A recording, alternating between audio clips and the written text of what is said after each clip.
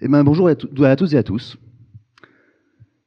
Alors, pour introduire Jean-Luc, déjà, on en parle beaucoup de progrès. Le progrès, c'est dans la bouche de n'importe quel politicien ou politicienne qui veut nous faire passer un nouveau projet. Voilà, on nous dit c'est le progrès, c'est la modernité. Et finalement, on nous vend un peu tout avec le progrès. On nous dit, bah voilà, faut réduire les droits sociaux des personnes, c'est le progrès. Faut privatiser l'université, c'est le progrès. Il faut que les homosexuels aient le droit de se marier, c'est le progrès. Il n'y a pas que des trucs de merde qu'on essaie de faire passer comme ça.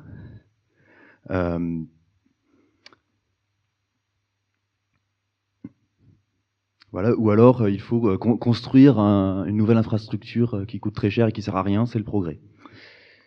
Voilà. Alors, pourquoi est-ce que cette notion de progrès est finalement tellement utilisée dans le domaine de la politique? En fait, dans le domaine est tellement utilisée en fait par les gens pour lesquels nous manipuler est le métier. Eh ben, en fait, c'est qu'on a appris à associer des choses vachement positives au progrès.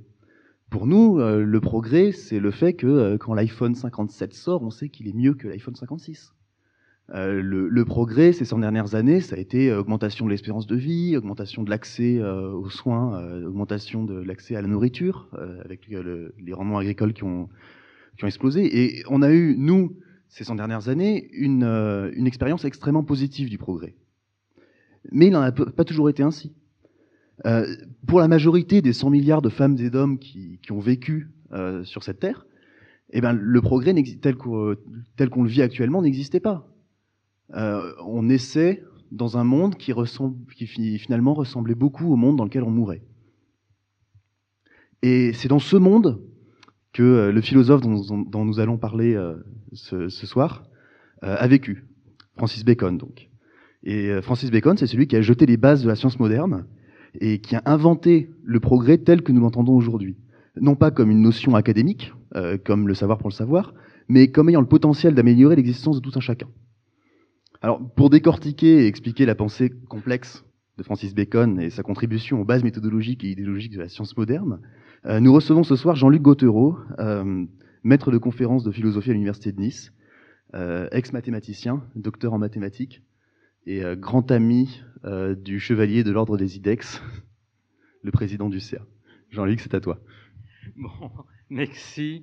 Alors, tout d'abord, l'introduction était excellente, mais j'ai peur de ne pas me situer exactement au niveau de cette introduction.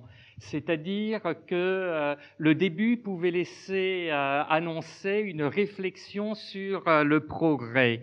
Et j'ai par ailleurs des papiers, un article qui vient de paraître en anglais, donc qui doit être incompréhensible parce que j'écris très mal l'anglais, qui s'intitule, et je le parle très mal aussi, qui s'intitule Which Modernity, Which Demodernization, où questionnant la modernité, je questionne aussi la notion de progrès. Mais chez Bacon, il y a certes cette idée de progrès, elle est dans mon titre, mais Bacon n'est pas un des idéologues bourgeois du 19e siècle qui font du progrès l'apanage de l'Occident et qui disent qu'au nom du progrès, donc on va devoir et pouvoir soumettre l'ensemble du monde. Les ambitions de Bacon, d'un certain point de vue, je précise bien d'un certain point de vue, après je reviendrai sans doute là-dessus, sont quand même plus modestes, puisque dans mon titre, qui reprend ces formules, il est question de progrès des savoirs. Et quand on parle de progrès des savoirs, on sait quand même un peu mieux de quoi on parle que quand on parle de progrès en général. D'où l'idée qui était excellente dans l'introduction qu'il convient de s'interroger sur le progrès, mais je n'ai pas suffisamment préparé mes notes aujourd'hui pour pouvoir vous présenter quelque chose de construit sur le progrès.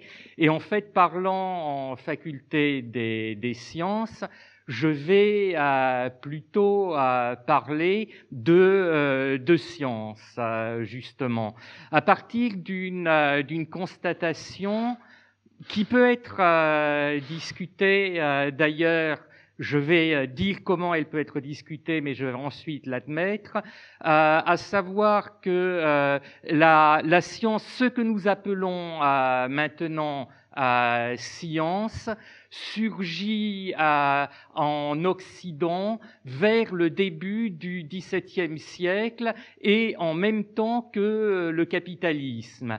Et on peut donc se demander s'il n'y aurait pas un lien à faire entre science et capitalisme, et de quelle nature est ce lien. Est-ce que c'est une malédiction définitive qui pèse sur la science? Certains tenants de positions anti-science le considèrent. La science, c'est le capitalisme, donc c'est mal. Je pense à tous les tenants du primitivisme dont je ne suis pas. Mais d'autres, au contraire, disent ça n'a absolument rien à voir. C'est une pure coïncidence. Ce n'est pas non plus ma position. Mais il y a au début du XVIIe siècle un certain nombre d'auteurs. Alors si vous êtes idéaliste, vous allez dire que ils font la théorie de ce qui va avoir lieu grâce à eux. Si vous êtes, comme je voudrais l'être, matérialiste, vous allez dire plutôt qu'ils sentent bien le mouvement qui est en train de se produire et dont ils sont partie prenante, et ils théorisent ce mouvement. Ces deux auteurs dont on peut considérer les théories comme annonçant ce qui va être le mouvement de la science et contenant en même temps un certain nombre d'éléments du capitalisme naissant. Ce sont Bacon dans les pays anglo-saxons et Descartes en France. Alors pour être complet, il faudrait parler des deux, mais en fait, même pour être complet sur Bacon, il faudrait plusieurs séances, donc je ne vais pas parler des deux. Je ne vais aujourd'hui, comme l'annonce le titre, parler que de Bacon. Pourquoi Bacon plutôt que Descartes? D'abord parce que je crois qu'en France, Descartes est beaucoup plus connu, donc ce n'est pas la peine qu'on s'étende dessus. Ensuite, parce que Descartes, si sa contribution proprement scientifique est plus importante que celle de Bacon, du point de vue de sa théorisation de la science, il me semble que l'on trouve de ce qu'on n'appelle pas encore science dans son temps, je pense de temps en temps à le répéter, mais je ne le répéterai pas constamment. Il y a chez Descartes essentiellement ce qui me semble les côtés sombres de la science et les côtés sombres du capitalisme, qui ont pu jouer un rôle positif, mais que très largement on devrait oublier, alors que la pensée de Bacon se situe peut-être, disons, beaucoup plus utilisé, parce qu'en fait Bacon était chancelier d'Angleterre, et donc je commençais à dire se situe dans une perspective d'émancipation. C'est quand même peut-être un peu difficile de dire qu'un chancelier d'Angleterre qui a eu des problèmes pour corruption, et les gens qui le défendent disent oui c'est vrai, mais c'est un faux procès parce qu'il n'était pas plus corrompu que ses contemporains, ce qui est quand même une assez piètre défense, je trouve. Donc, on ne peut pas vraiment faire quand même de Bacon un champion de l'émancipation, mais il y a néanmoins chez lui un certain nombre d'idées sur le développement de ce qui va devenir science, qu'il appelle, lui, philosophie naturelle, qui vont dans le sens de l'émancipation humaine, même si on voit aussi très bien en quoi elles peuvent être intéressantes pour le capitalisme naissant. Mais bon, là, je me suis un peu laissé emporter, alors que je vous ai quand même dit que je voulais discuter très rapidement l'idée selon laquelle la science naît au début du XVIIe siècle. Quels sont les reproches qui peuvent être faits à cette idée, sur lesquels je ne m'étends pas, mais donc je tiens néanmoins à les présenter pour vous montrer que je ne prétends pas dire la vérité, puisque je vais développer quelque chose à partir d'une position dont je dis qu'elle est légitimement contestable, naissance de la science contemporaine vers le début du XVIIe siècle. Donc ça peut être contesté d'un point de vue idéologique en disant oui, mais les gens qui disent ça très souvent le disent en fait en posant une exceptionnalité de l'Occident. Finalement, quand on dit ça, on dit c'est nous les blancs occidentaux qui avons inventé la science, et ça montre bien la supériorité de notre civilisation sur celle de tous les sauvages qui en étaient incapables. En fait, il me semble que ça, c'est quand même un peu un faux procès, parce qu'on peut très bien considérer que c'est de manière contingente que la science est apparue en Occident, ce que nous appelons maintenant science est appelé en Occident vers le début du XVIIe siècle. Travaillant notamment sur la science-fiction, je vous renverrai à un excellent livre de Kim Stanley Robinson qui s'intitule « Chronique des années noires », où Kim Stanley Robinson imagine que l'Occident a été quasiment ravagé par la peste noire et montre dans ces conditions un développement scientifique qui est centré sur l'Orient et qui suit d'ailleurs à peu près le mouvement du développement scientifique que nous avons connu. Je sais qu'il y a aussi des théories, et je crois même qu'il y a eu un roman, mais je ne me souviens plus du titre, qui considérait au contraire qu'il n'y avait pas eu du tout d'épidémie de peste noire en Occident, et du coup les systèmes féodaux occidentaux n'étaient pas déstabilisés, et le développement capitaliste occidental ne se faisait pas, et l'Occident n'inventait pas la science parce qu'il continuait à tourner dans le ronron féodal coutumier. Bon, ça, ce sont des raisons idéologiques pour mettre en cause, pas forcément très bonnes, pour mettre en cause la naissance de la science en Occident au début du XVIIe. Une autre raison qui me semble meilleure, mais c'est peut-être à cause de ma formation originaire de mathématicien, et elle ne sera convaincante pour moi, c'est que imaginez que le développement des savoirs connaisse une progression exponentielle.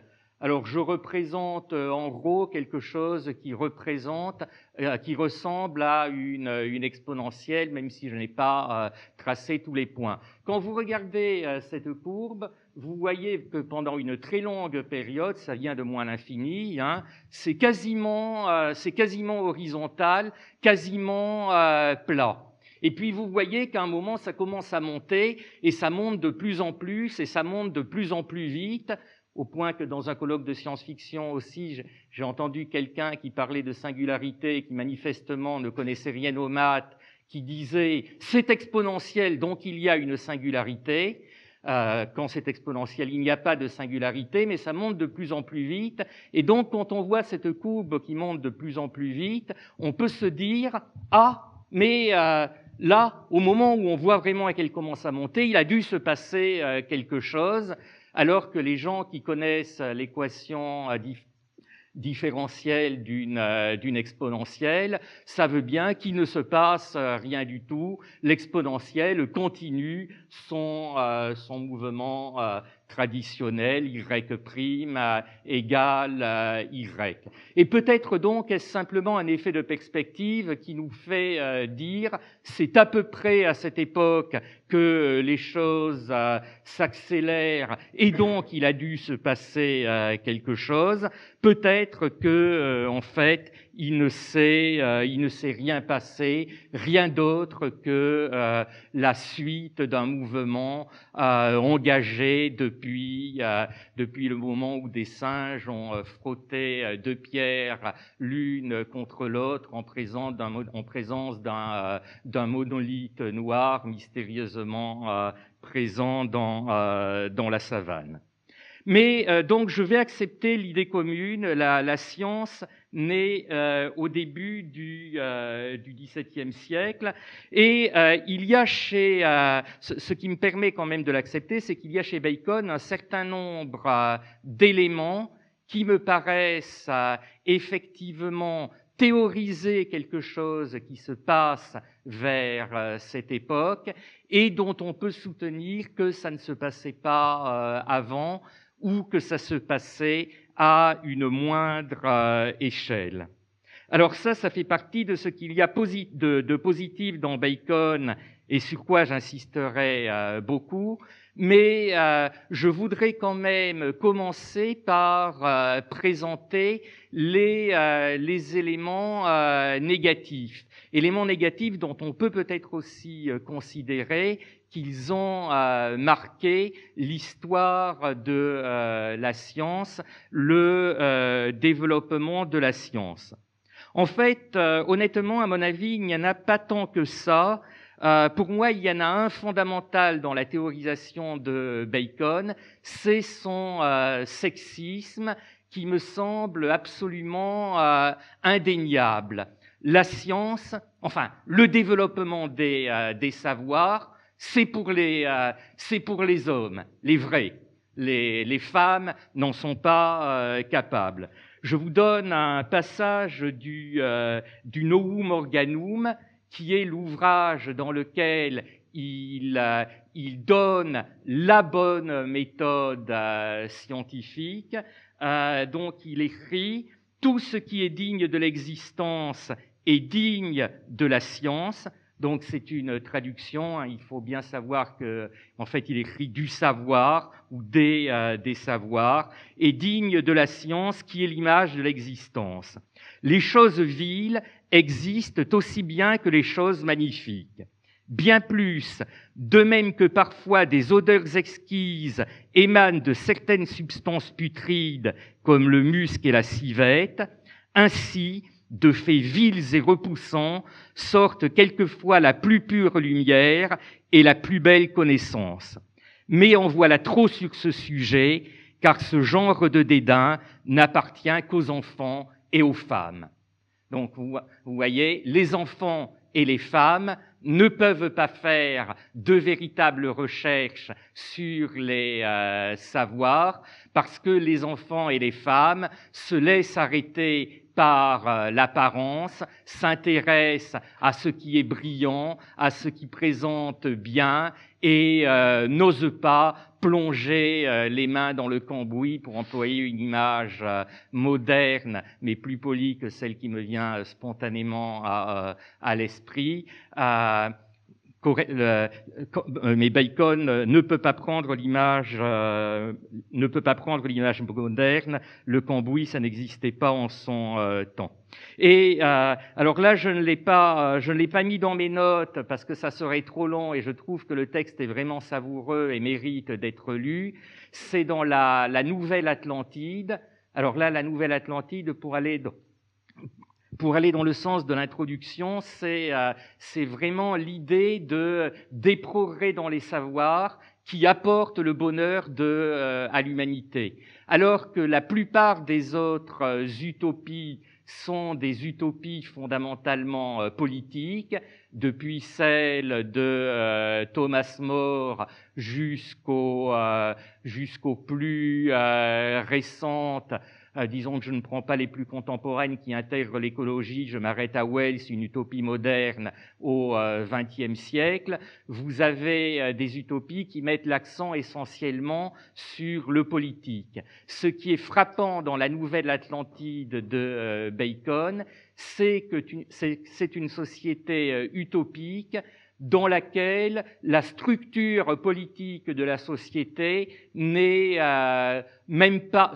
Si, elle est évoquée en passant, mais c'est vraiment quelque chose d'accessoire. Alors on peut dire que c'est parce que c'est un ouvrage inachevé. C'est vrai que c'est un ouvrage inachevé, mais je crois vraiment que ça n'intéressait pas Bacon. Tout ce qu'il développe dans cet ouvrage, c'est que le développement des savoirs va faire le bonheur de l'humanité, et peu importe qui dirige. D'ailleurs, et c'est peut-être l'une des limitations de la vision de Bacon, vision très technocratique. Le pouvoir politique n'est pas important parce que le véritable pouvoir dans la société de la Nouvelle Atlantide est aux mains des gens qui font des recherches pour développer les savoirs. Ce sont eux qui décident à quel moment ils peuvent communiquer telle ou telle de leurs connaissances au prince ou à la société. Et donc, les princes et la société se trouvent vraiment en situation de dépendance par rapport aux gens de savoir. Alors, par ailleurs, les gens de savoir chez Bacon, c'est donc en dehors du fait qu'il n'y a pas les femmes, ce qui n'est pas bien, c'est ce qu'on pourrait appeler un certain élitisme républicain. C'est-à-dire que ce ne sont pas les enfants des gens de savoir qui vont se retrouver être des gens de savoir. Il y a une éducation qui est très largement répandue, parce qu'une société est d'autant plus heureuse que les gens qui la composent sont éduqués, et c'est parmi ceux qui étudient bien que sont repérés ceux qui vont rentrer dans la maison de Salomon. La maison de Salomon, c'est l'institution qui propage les savoirs, et ils progressent en fonction de leur réalisation. Bon, donc l'aspect négatif dans la Nouvelle Atlantide, le plus négatif, ça me semble assez critiquable, mais en même temps, ça peut être compréhensible, surtout à l'époque de Bacon. L'aspect le plus critiquable, c'est vraiment le mépris des femmes, et donc on a, j'avais commencé comme ça, dans la Nouvelle Atlantide, une scène qu'on peut trouver hilarante ou en fait absolument scandaleuse, qui est une fête, la fête du Tirsan, pour le père de famille qui a plus de 40 enfants issus de son sang. Donc plus de 40 enfants, plus de 40 descendants, issus de son sang. Donc enfants, petits-enfants, arrière-petits-enfants, parce que les développements du savoir font aussi que les gens vivent de plus en plus vieux. Donc c'est pour les pères de famille qui ont plus de 40 descendants issus de leur sang, et pas pour les mères de famille. Et Bacon envisage quand même la possibilité que parfois les 40 enfants issus du père de famille puissent être issus d'une même femme. Il a eu beaucoup d'enfants avec la même, et après ses enfants ont eu des enfants. Et dans ce cas-là, la mère de famille participe aussi à la cérémonie, mais alors que le père de famille y est en présence devant tous, un peu comme je suis devant vous en ce moment, sauf qu'il est assis dans un trône luxueux. La mère de famille est certes pas très loin de lui, mais cachée derrière un rideau. Donc, la femme, personne ne doit la voir, et à elle, aucun hommage ne lui est rendu. Tout est pour le père, et il y a aussi une dissymétrie dans la façon dont les enfants mâles et femelles viennent se présenter devant lui. Donc, sexisme assez scandaleux de Bacon, qui n'est pas à sa gloire. On lui fait d'autres reproches. Alors, un reproche que j'ai trouvé dans des écrits de militants anticolonialistes, mais qui en l'occurrence me paraît un peu injuste, c'est qu'il aurait légitimé la domination des autres peuples par l'Occident.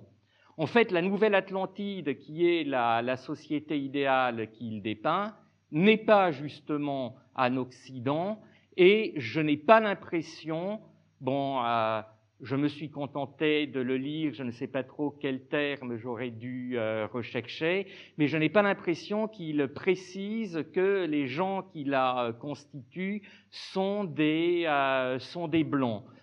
Il me semble que Bacon ne fait pas preuve de racisme, et même d'une façon un peu ambiguë, fait preuve d'un certain anticolonialisme. Ambigu parce que très intéressé, c'est-à-dire qu'il critique le colonialisme des Espagnols et des Portugais en Amérique du Sud. Il parle d'établir des colonies, mais il dit établir des colonies, ça veut bien dire s'installer là où il n'y a personne, là où il y a des gens et où on doit détruire une grande civilisation pour se mettre en place, c'est quelque chose d'absolument abominable. Donc je répète, c'est un peu intéressé, parce que ça lui permet en tant qu'anglais de taper sur les Espagnols et les Portugais. Leur façon de procéder est abominable, et il rajoute quand même, par contre, il pense à l'Amérique du Nord, quand il n'y a pas de civilisation, là on peut s'installer, mais en même temps il précise bien, il ne faut surtout pas massacrer les gens, il faut les convaincre par l'exemple, leur montrer que notre civilisation, il dit bien notre civilisation, pas nous en tant que blancs, est meilleure que leur absence de civilisation. Donc certes, c'est une vision un peu naïve sur le nomadisme des peuples d'Amérique du Nord, mais il me semble que par rapport à son époque, ce n'est pas quelque chose d'aussi critiquable que ce que l'on raconte parfois. Un autre point qu'on raconte parfois sur Bacon qui me semble tout à fait injuste, alors là ce n'est pas du point de vue idéologique, c'est du point de vue de la science. On dit très souvent que Bacon méprise les mathématiques, et du coup il serait passé complètement à côté de ce qui va permettre effectivement le développement de la science. Il me semble que c'est faux. Certes, il ne maîtrise pas les mathématiques, et quand il essaie de faire avancer les savoirs, il ne rentre pas du tout dans des considérations mathématiques. Mais en même temps, il dit en même temps, je m'excuse, je deviens macronien.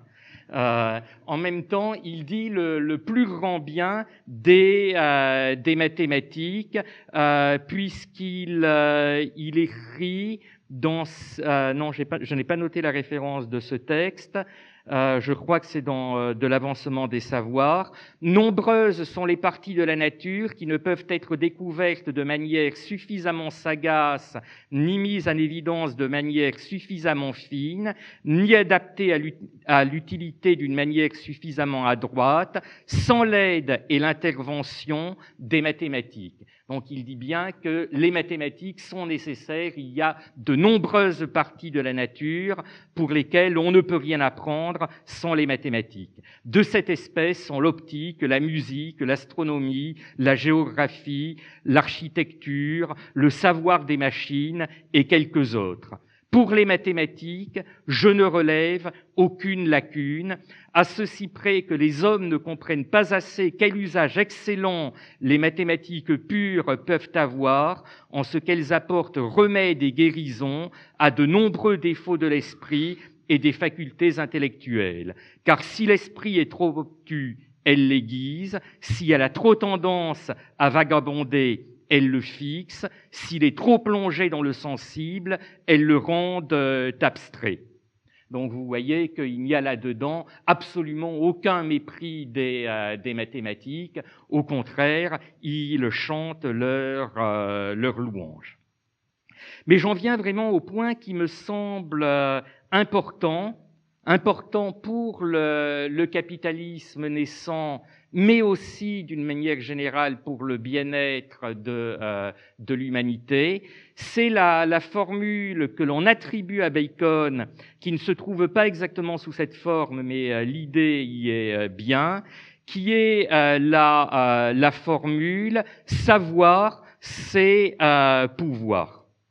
Alors, savoir, c'est pouvoir, ça n'y est jamais exactement sous cette forme, mais donc il y a plusieurs formes équivalentes. D'abord dans un ouvrage qui s'intitule « Méditation sacrée », il parle de gens qu'il critique, il donne des limites plus vastes au savoir de Dieu qu'à son pouvoir, ou plutôt à cette partie du pouvoir de Dieu, car savoir c'est pouvoir, mais en fait ça traduit scientia potestas est, c'est-à-dire plus exactement la connaissance et puissance. C'est pour ça que je vous disais qu'il n'y avait pas exactement la formule savoir chez pouvoir chez Bacon. Donc à cette partie du pouvoir de Dieu, car savoir c'est pouvoir, par laquelle il sait, qu'à celle par laquelle il meut et agit.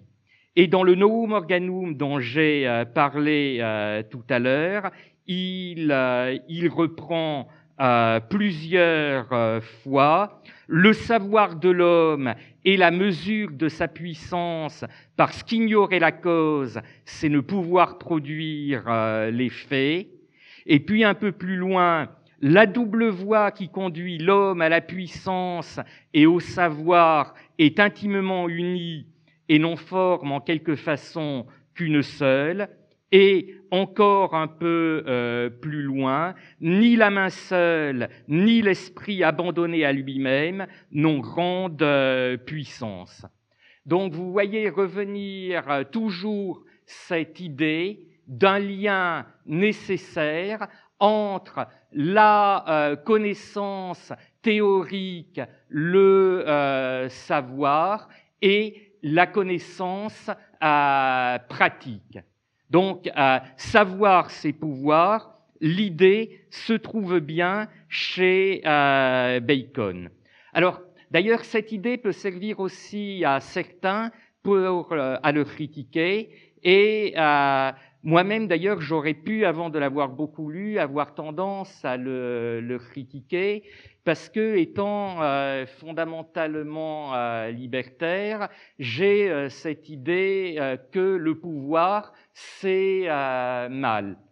Mais quand je pense ça, c'est parce que je comprends, et je crois que c'est souvent lu comme ça, mais à tort à mon avis, je comprenais à tort dans cette formule le pouvoir comme domination, le pouvoir comme pouvoir sûr. Or, en fait, la distinction, me semble-t-il, est relativement récente. Je l'ai trouvée dans des écrits féministes, je ne l'ai pas vue dans des textes plus anciens, mais peut-être parce que je n'ai pas suffisamment lu. Il convient de faire une distinction entre pouvoir sûr et pouvoir de, pouvoir en tant que capacité. Les féministes parlent d'empowerment, le fait de prendre du pouvoir par soi-même et de prendre pouvoir sur soi-même, de s'émanciper par rapport aux autres. Et il me semble que ça se voit dans les diverses citations de Bacon que l'on a ici, le pouvoir qu'il met en avant n'est pas un pouvoir sûr, n'est pas un pouvoir en termes de domination, mais est un pouvoir est un pouvoir en tant que capacité à agir sur ce qui nous environne, à agir sur le monde, sans que ce soit nécessairement dans une perspective dominatrice, sans que ce soit nécessairement dans une perspective d'écrasement. Or, ce pouvoir on voit bien, me semble-t-il, qu'il se situe à la fois dans une perspective émancipatrice. S'émanciper, c'est justement acquérir du pouvoir mais qu'il est aussi intéressant dans une perspective capitaliste, parce que le pouvoir ça peut être le pouvoir de produire, ça peut être le pouvoir d'augmenter notre capital par tel ou tel mode par tel ou tel procédé technique de production.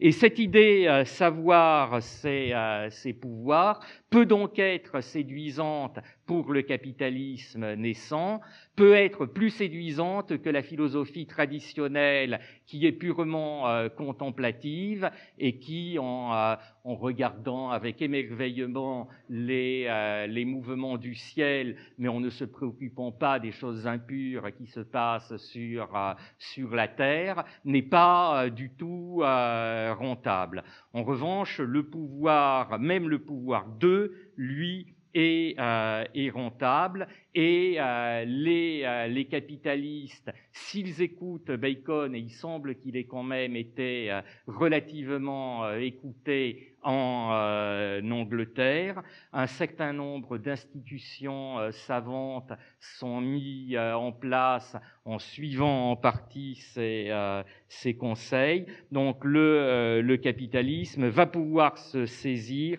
de cette idée de Bacon. Alors avec cette distinction entre pouvoir sûr et pouvoir je voulais indiquer aussi, ça c'est une de ses grandes forces par rapport à Descartes, me semble-t-il, que alors qu'il y a chez Descartes un projet effectivement de rendre l'homme, certes comme maître de la nature, ce qui n'est pas exactement maître de la nature, il y a le comme en plus, parce que le seul véritable maître c'est Dieu pour Descartes, mais on se place quand même dans une perspective complètement hiérarchique, de domination de l'homme, même si c'est une domination au nom de quelqu'un d'autre. Pour Bacon, il y a une vision qui me semble beaucoup plus respectueuse de la nature. Et d'ailleurs, il n'y a pas chez Bacon la coupure entre l'homme et la nature qu'il y a chez Descartes. Pour Bacon, il y a véritablement une continuité. L'homme, là je pourrais dire même les êtres humains, sont partis de la nature. C'est par commodité d'étude que l'on va faire la distinction entre une philosophie de la nature, ce que nous appelons science maintenant pour Bacon, c'est la philosophie de la nature, et une philosophie humaine, mais pour lui, il y a fondamentalement un continuum entre les deux. Et il lui arrive certes de parler, de commander à la nature, mais il écrit « On ne commande à la nature qu'en lui obéissant ». Alors on peut comprendre, et on comprend souvent ça, et c'est certes une façon de le comprendre, on ne peut commander à la nature qu'en connaissant les lois de la nature, et donc en obéissant à la nature dont on connaît les lois, mais je crois qu'il faut vraiment le comprendre plus fortement que ça. Il y a vraiment chez Bacon cette idée du pouvoir. Alors, en l'occurrence, là, c'est effectivement le pouvoir du prince qui peut être un pouvoir sûr, mais qui n'est un bon pouvoir que si ce n'est pas un pouvoir totalitaire, que si ce n'est pas un pouvoir absolu, que si c'est un pouvoir qui est respectueux de celles et de ceux sur lesquels il a pouvoir. Et d'ailleurs, il le développe quand il se livre à des considérations de philosophie politique. Il a cette idée que le bon prince, qui est un prince instruit, un prince qui a acquis des savoirs, parce qu'il est un bon prince, va commander aux volontés et au savoir des hommes, mais commander aux volontés et au savoir des hommes, ce n'est pas comme dans 1984 que bien sûr il n'a pas lu leur commander en les menaçant « si tu ne veux pas, si tu ne crois pas profondément que là je te montre 5 doigts, alors je te tape dessus et je te taperai dessus jusqu'à ce que tu ne sois pas persuadé que là il y a bien 5 doigts », la bonne façon de commander à l'intelligence, c'est de développer des idées suffisamment bonnes pour que ceux auxquels on veut commander se reconnaissent dans ces idées. Donc, je répète, personnellement, je suis autogestionnaire, Bacon ne l'est pas du tout, mais cette idée du bon dirigeant, ce n'est pas l'idée d'un dirigeant autocratique, absolu, qui se moque complètement de ceux qu'il dirige. Ce sont des gens de rien, ce sont des analphabètes. Il faut écouter les premiers de cordée, les autres ne comptent pas. L'idée du bon dirigeant de Bacon, c'est vraiment le dirigeant qui dirige parce qu'il sait ce que veulent, ce que pensent ceux qu'il dirige et qu'il le leur présente d'une manière un peu plus épurée. Si j'osais faire un rapprochement hardi, mais peut-être pas si hardi que ça, parce que Marx et Englert disent du bien de Bacon, c'est un peu la vision que Marx a de l'intellectuel par rapport au prolétariat. L'intellectuel n'est pas quelqu'un qui doit venir apporter sa vérité au prolétariat. L'intellectuel doit écouter et comprendre ce que fait le prolétariat, et parce qu'il a une formation d'intellectuel, il peut présenter au prolétariat ce qui est la volonté du prolétariat, de façon à ce que le prolétariat se comprenne mieux lui-même. Donc voilà, alors j'en arrive enfin, oui, il me reste heureusement une dizaine de minutes pour en arriver aux questions qui me semblent véritablement importantes pour notre politique contemporaine et pour la politique des savoirs contemporains. Questions importantes qui peuvent compléter et corriger peut-être ce que je viens de dire, parce qu'après tout, quand j'ai dit savoir, c'est pouvoir, et donc quand j'ai critiqué, comme le fait Bacon, cette idée d'une recherche du savoir purement spéculative, purement détachée de toute pratique et de toute activité transformatrice. À la limite, un directeur de start-up présent dans la salle aurait pu dire « Ah, mais c'est très bien, c'est bien ce que nous disons, il faut que les scientifiques mènent leurs recherches suivant nos directions, suivant nos directives. » Or, Bacon, précisément, tout en disant que la recherche du savoir doit avoir comme finalité. Alors là, il n'est pas tout à fait clair, c'est-à-dire que par moment, il dit que malgré tout, le savoir en tant que tel a de l'intérêt, même quand il n'apporte pas véritablement, immédiatement de pouvoir. À d'autres moments, il dit que il faut choisir dans les savoirs qui sont bons pour l'humanité. Car le pouvoir et le savoir par eux-mêmes donnent à l'homme la grandeur et non le bonheur. C'est pourquoi il faut recueillir dans l'universalité des choses ce qui peut le mieux servir aux besoins de la vie. Donc il semble donner là une certaine orientation à la recherche dans les armements, par exemple. Je crois qu'il n'en parle pas dans la société merveilleuse de la nouvelle Atlantide, parce qu'on voit mal en quoi les armements et le moyen de détruire son prochain peuvent servir au bonheur de la vie. Donc il a une vision un peu utilitariste de la recherche, mais d'une utilité humaine.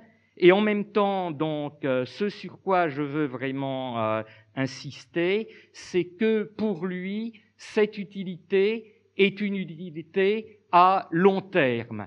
Et d'ailleurs, j'ai un peu triché. Là, j'ai demandé à quelqu'un, pas pour cette conférence, mais je le réutilise pour un article que j'ai écrit récemment, de m'aider. J'ai demandé à Jean-Marc Lévy-Leblanc de me donner quelques précisions sur quelque chose que je lui ai entendu souvent dire et qui me paraissait fondamentalement juste, mais je n'arrivais pas à bien dater les choses. Donc j'ai souvent entendu Jean-Marc Lévy-Leblanc dire que on se trompe. Alors moi je ne le dis pas exactement comme ça. On se trompe quand on dit que le développement de la science introduit un développement des techniques. La preuve, le développement des sciences, Jean-Marc Lévy-Leblanc reprend cette idée commune. On peut le situer à peu près au début du XVIIe siècle, et ça commence à être techniquement productif vers la fin du XVIIIe siècle, c'est-à-dire fondamentalement 2 siècles après, ou presque 2 siècles après. Ça va tout à fait dans le sens de ce que théorise Bacon. Le développement du savoir est utile au pouvoir d'eux, mais c'est une utilité qui est et qui ne doit être qu'une utilité à long terme. Il ne dit pas qu'à court terme, il soit possible d'obtenir quelque chose, mais il dit que fondamentalement, ce qu'on obtient comme ça est trompeur.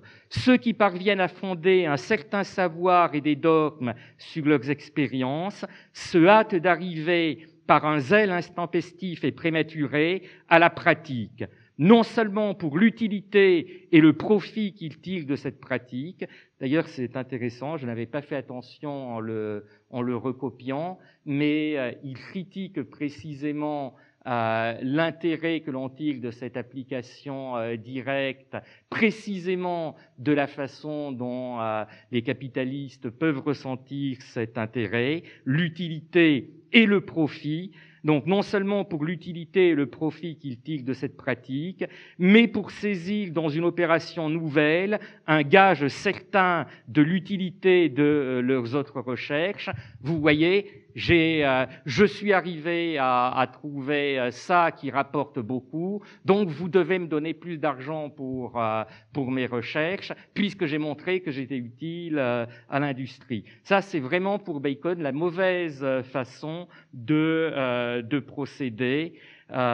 Bon, et puis de l'orgueil aussi pour pouvoir se vanter aux yeux des hommes et leur donner une meilleure idée du sujet favori de leur occupation.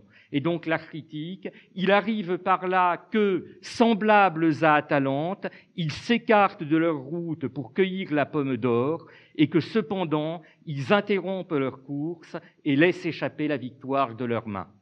Donc vous voyez, ce qui me semble intéressant, Et comme il ne me reste que 5 minutes par rapport à ce que j'avais... Non, j'ai encore quelque chose de politiquement intéressant à dire. Je vais utiliser les 5 minutes.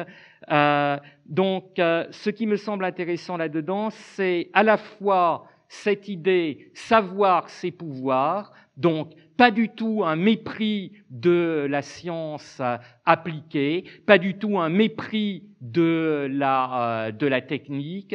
Ça, c'est aussi la critique par rapport aux philosophes. Je crois que c'est dans Platon, Savetier, occupe-toi de tes chaussures.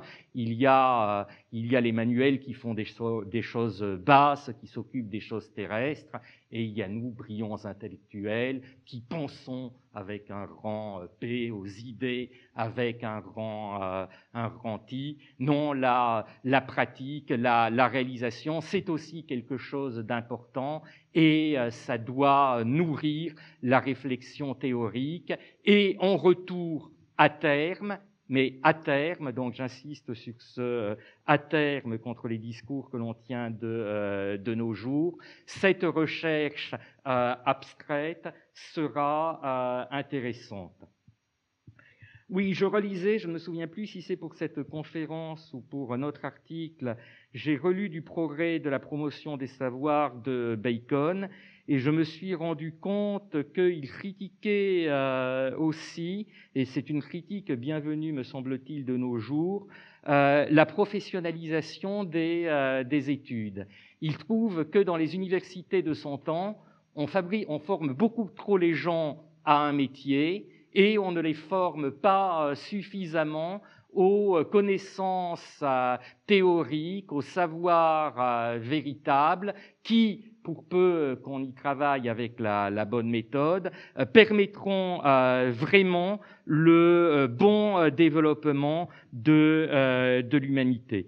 Je vous cite ce passage. « Je trouve étrange que parmi tant d'importantes fondations de collèges en Europe, en plus, j'ai bien aimé qu'il emploie le terme, bon, c'est la traduction, mais elle a été faite avant ces temps derniers, le terme collège. Justement, on nous dit maintenant qu'on veut développer des collèges universitaires tournés vers la professionnalisation, et ça, c'est bien.